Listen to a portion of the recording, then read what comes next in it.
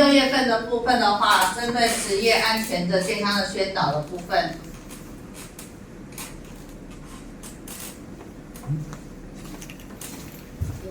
定在我。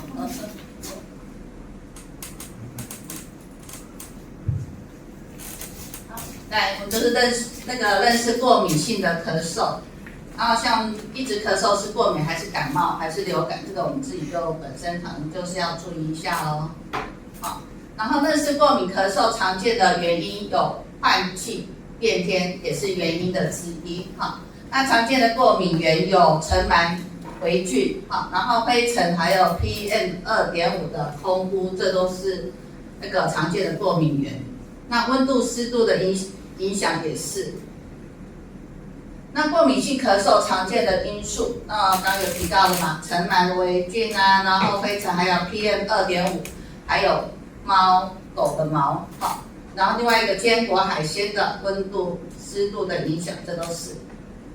像刚刚有提到，就是一直咳嗽是过敏感冒还是流感？好，那目前的话，我们这边来看的话，过敏性咳嗽，像那个咳嗽如果痒的话，那流鼻水啦、有痰的，哦，这个一般是比较轻微一点。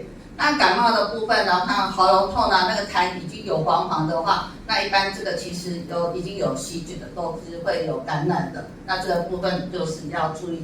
那流感跟新冠现在还是蛮严重的，好，现在最近新冠还又起来了。那发烧、头痛、那个疲倦、疼痛，这个的话是一定会传染。所以在平常的话，如果说有接触的话，就要自己要注意一下哈。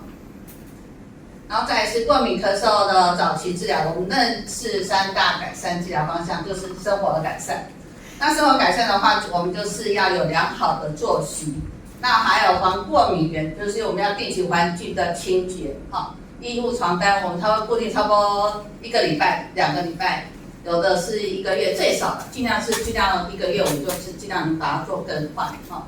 然后饮食的改善，优化免疫，营养均衡，多蔬果，还有减少发炎的话，就是避免尽量重口味的部分，我们就是不要吃太辣，像那种麻辣的部分那个太辣了，那就尽量把它减少。好，还有那个烤炸啊、加工一些食品的部分也是。然后再来是治疗的改善的话，就是药物治疗咯。那当然就是可能就比较严重，就是要去看一下医生，好，然后就擦一些过敏的药物，然后甚至有的比较严重，可能就需要那个手术的治疗。那这边的话就是找改善治疗，如果防系列的问题的话，这边应该是还好。就是最主要就是要防止引起气喘的部分，好，生活改善就是刚刚提到，就是多运动，好，维持良好的作息。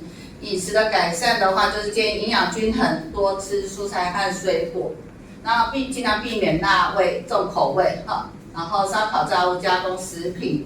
那治疗改善的部分就是这样，我们就是尽量用预防的方式了，哈。OK， 以上报告很快吧，谢谢。有没有什么问题？